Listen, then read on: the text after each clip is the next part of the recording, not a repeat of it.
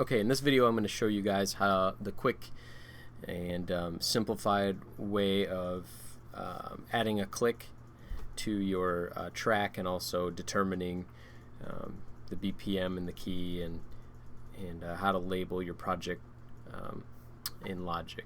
So we've had another video already about how to download our template to use. So if you haven't watched that yet, I would highly recommend reverting back to that, which is it's a good starting point before you get to this piece. So I'm going to get right into it. We have our Logic Pro template folder here, and it looks like this, and I'm just going to open up the Logic template to get started. And you'll see that our template opens up. Click guide reference just like normal. And the first thing that we're going to want to do is name our project. So I'm going to go ahead and save as, and we have a naming system. We basically, and you can revert back to this, but the way that we name things is project title or title version, the BPM, and the song key. So, and here's an example. If the song was called Our God, it'd be Our God. What version is it? And then the BPM and the key. So with that, the song that we're going to be doing today is Touch the Sky by Hillsong United. So Touch the Sky, it's going to be the normal arrangement, so really nothing out of character there. So then we so it'll be version number 1.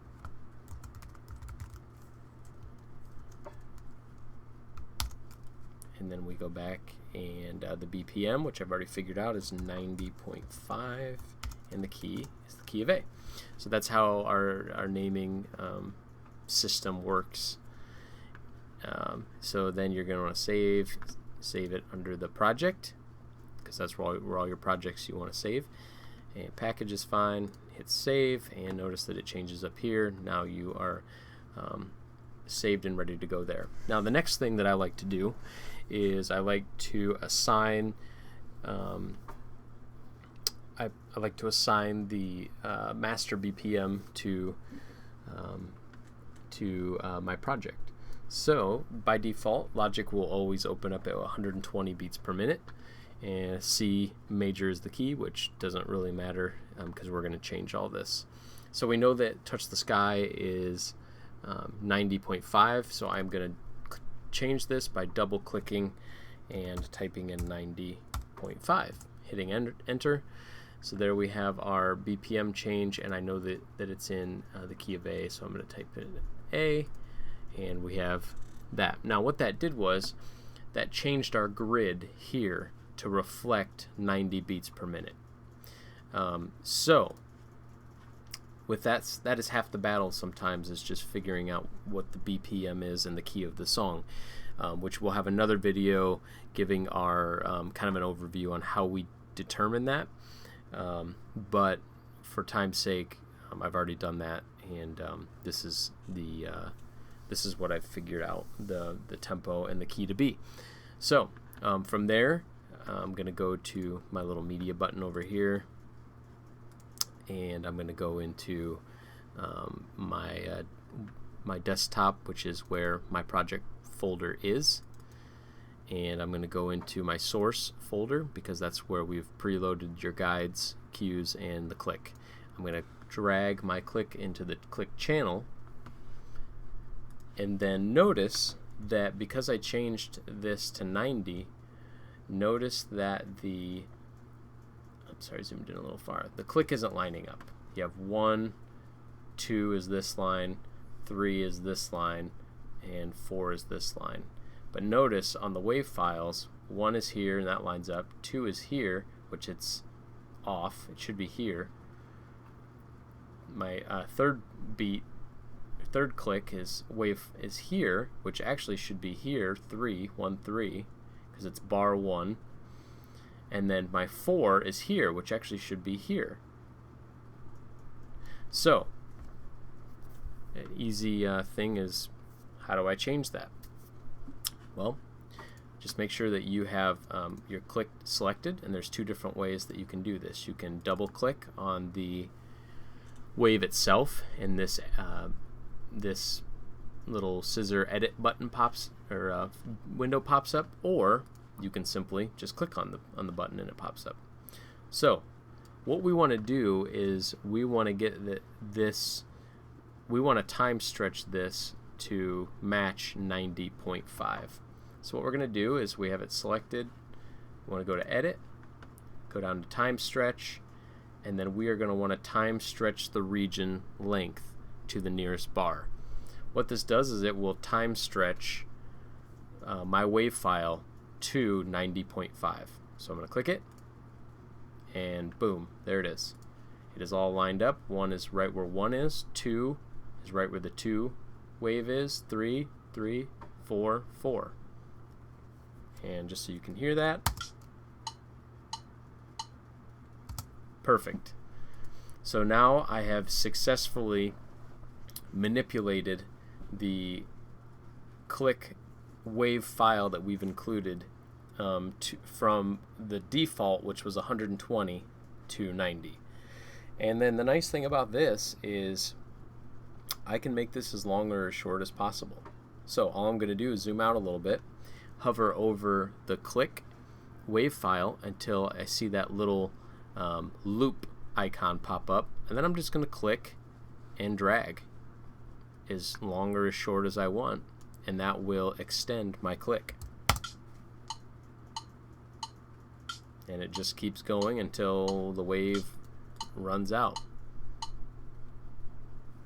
So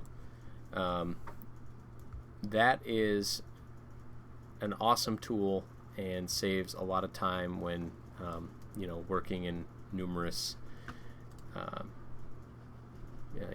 with numerous files and numerous BPMs and all that. It's a quick way. And another thing that I should have done first, really, I mean, it's kind of a preference thing if you already know the BPM, but you really should drag your reference track in first. So your reference track is basically the MP3 of the recording artist that you want to play for whatever, if it's a show you're doing or a weekend service. Basically what we do is we have an account through Amazon, and we'll decide that we're going to play a song for a weekend, like this song, Touch the Sky, and we'll go and pay for it on Amazon, just the MP3. We'll download it, and then we'll import it into our session, and that is your reference. So I'm going to do that now. A little out of order, but it doesn't matter that much since I already know the BPM and the key. So I'm going to go, I already have this, I've already downloaded it, and I already have it in this multi-tracks folder on my desktop. So I'm going to go in, here it is, Touch the Sky MP3. I am just going to drag it right in to my project, and you'll see that it's there. And then another quick thing that you want to do, actually I'll just play this for you. I'll mute the click so you can hear it.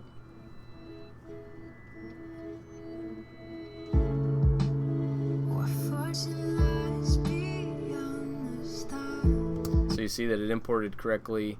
It has the whole tracks there, which is roughly almost about 100 bars to be exact. And so there is my reference MP3 that we're going to be building off of. So like I said, I did it a little bit backwards, but it doesn't really matter because I already had the BPM of the song. So but I would recommend doing this first, dragging the reference in and getting it lined up. So notice that the wave kind of starts not really on the one each of these bars. So what I'm going to want to do is I'm going to want to drag it to a spot where it's pretty close to being on the one.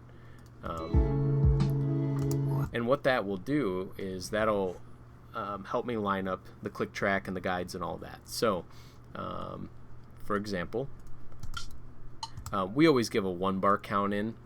So what we'll do is zoom this in a little bit. with a 1 bar count in, you can do this in a couple different ways, but I'm just for time's sake, I'll just do it this way. So I basically just trimmed a little bit. If you hover over it, allows you just to, trim a little bit on or off. But I want this to start pretty much right on the 1. So 1, 2, 3, 4. So you get the idea. It kind of gives you a better starting point when you're going to drag your guides in and all that. So like I said, we always give a 1 bar cue as far as what's coming next. So if the chorus was coming next, we would say chorus, 1 bar or 1 measure ahead of the chorus. So so that's a little bit of prep work up front to get you ready.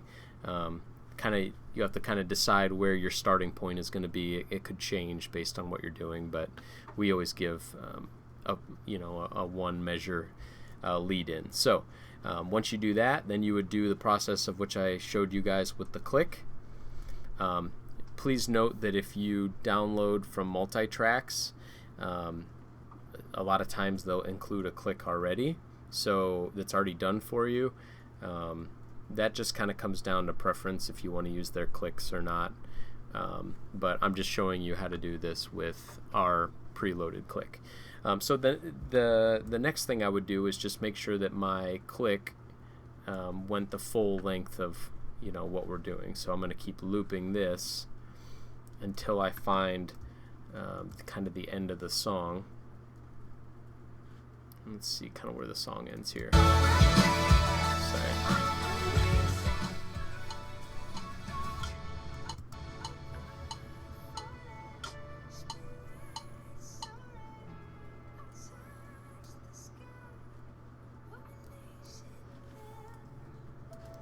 So you can kind of see, you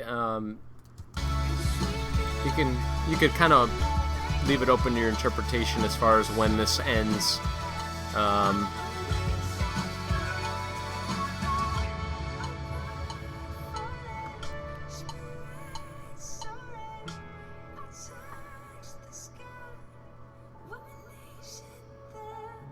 So you could go 1 more bar here, I bet.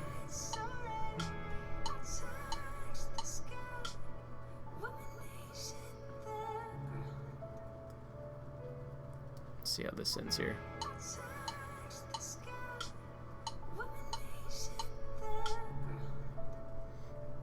So I would generally probably end it there. This kind of just trickles out, and I believe if you're using the actual click that they use, they automate this ending of the click to slow down a few BPM. So, but for time's sake, I'm not going to get into anything crazy. But you really kind of want to find that 1 to end on. So end 2, 3, 4, and you kind of know how that ends. So that's just a rough example of how to set up the click and set up the reference. The next thing I'm going to tackle is the guide. So basically getting the cues or the guide where they need to be.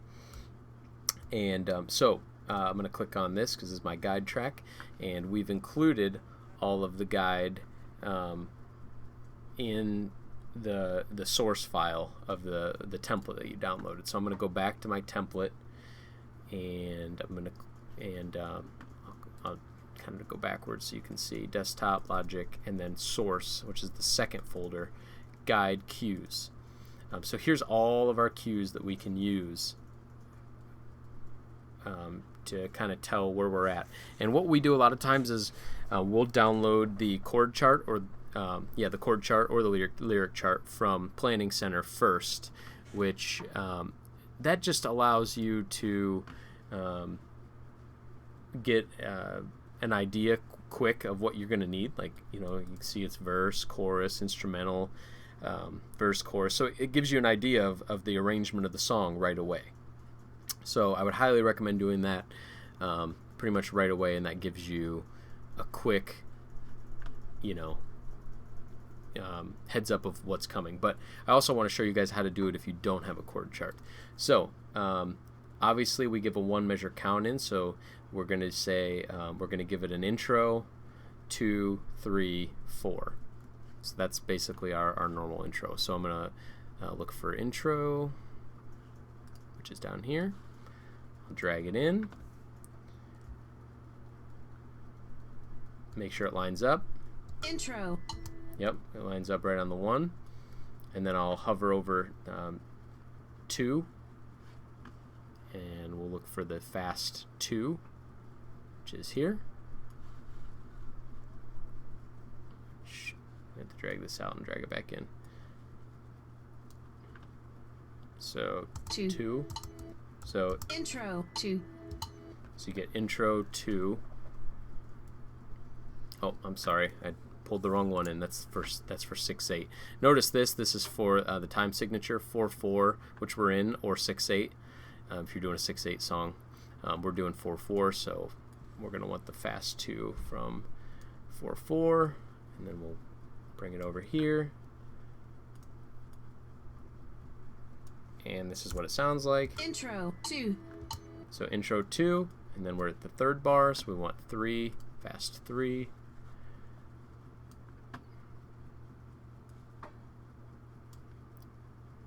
And I'm just trimming these up, so make sure it's intro 2, 3.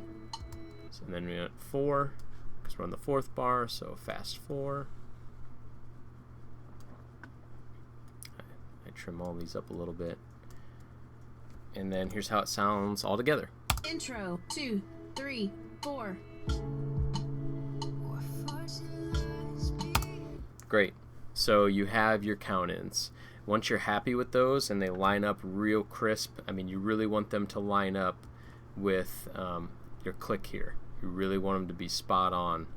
So listen to it a few times. If you're really anal, you can zoom in and really get crazy with it. But just listening. Intro 2, 3, 4. We're pretty close there. So what I like to do when I'm happy is I'll select one and I'll hold the Shift key and I'll select each one, and then I will right click, and I will actually where is it? Join them together, or Command J. And that just creates one track. That way, if you accidentally bumped one of them, it wouldn't. It's really less room for error. So it's the same thing. Intro 2, 3, 4. So there you go. There's your intro. So then I'm gonna. It depends on how you want to do it. You can either assign your markers at the same time, which really just help your workflow, or you can do all of the guides at once and then go back and do all the markers at once. So I work my stuff together, if that makes sense. So when I do my intro, then I know that's the intro, so I'm going to add a marker. So I hit the plus sign, and then I'll double click here and name my marker intro. Hit enter, and then there's my intro. So then it shows up here, which helps your workflow, because when you zoom out, you can see where the intro is, and you'll have a bunch of markers all the way through here. So just continuing. Intro 2, 3, 4.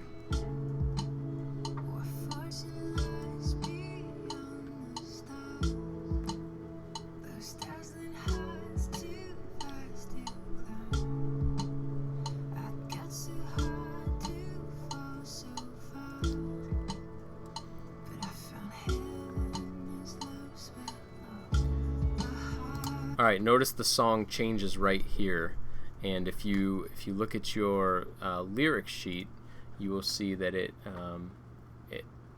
changes from the verse to the chorus. And so what we want to do is we want to create a chorus cue or marker one measure or one bar before. So I'll go to this bar, and this is where my count-in is going to be, because it gives me one bar of a heads up before the actual chorus happens. And then I'll also make a marker. So I'll make a new marker, hit the plus button, double click there, label it. Can't spell. hit enter, and then there's my chorus, and then I'm on my guide track down here, and I'm going to bring in my chorus cue. So it'll sound something like this. Chorus.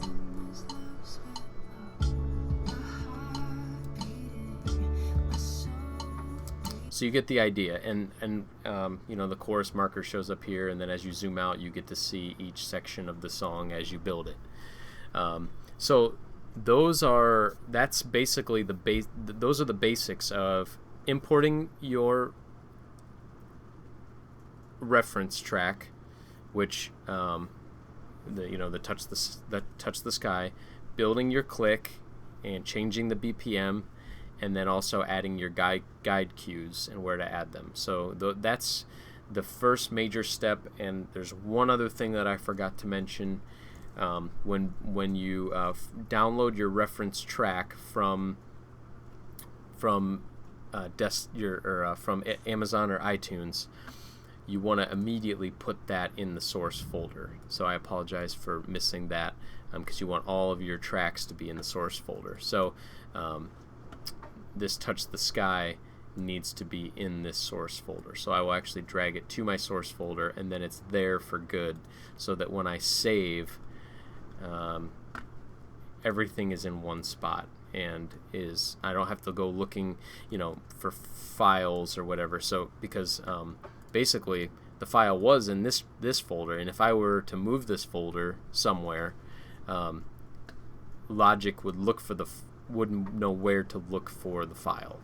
So it's just good proper file management. I apologize I didn't do that exactly in order, but anytime you download your files, you want to immediately add them to the source, so that they're all organized there, and you don't lose any files on export. So that's step one.